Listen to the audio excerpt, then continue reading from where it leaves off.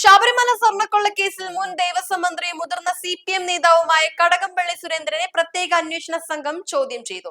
SITക്ക് നൽകിയ മൊഴിയിൽ താൻ ആരെയും കുറ്റപ്പെടുത്തിയിട്ടില്ലെന്ന് മുൻ ദേവസ്വം മന്ത്രി കടകംപള്ളി സുരേന്ദ്രൻ. ശബരിമല സ്വർണ്ണക്കൊള്ള കേസുമായി ബന്ധപ്പെട്ട് പ്രത്യേക അന്വേഷണ സംഘത്തിന് നൽകിയ മൊഴിയിൽ താൻ ആരെയും കുറ്റപ്പെടുത്തിയിട്ടില്ലെന്ന് മുൻ ദേവസ്വം മന്ത്രി കടകംപള്ളി സുരേന്ദ്രൻ കഴിഞ്ഞ ദിവസം നടന്ന ചോദ്യം ചെയ്യലിൽ പ്രതിയായ ഉണ്ണികൃഷ്ണൻ പോറ്റിയെ സ്പോൺസർ എന്ന നിലയിൽ മാത്രമാണ് തനിക്ക് അറിയാവുന്നതെന്ന് അദ്ദേഹം വ്യക്തമാക്കി.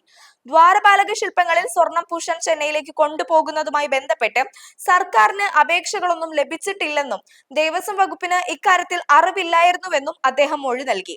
ദേവസ്വം ബോർഡിന്റെ ഭരണപരമായ കാര്യങ്ങളിൽ സർക്കാർ ഇടപെടാറില്ലെന്നും ന്യായപരമായ തീരുമാനങ്ങൾ മാത്രമാണ് വകുപ്പ് എടുക്കാറുള്ളതെന്നും മന്ത്രി അറിയിച്ചു.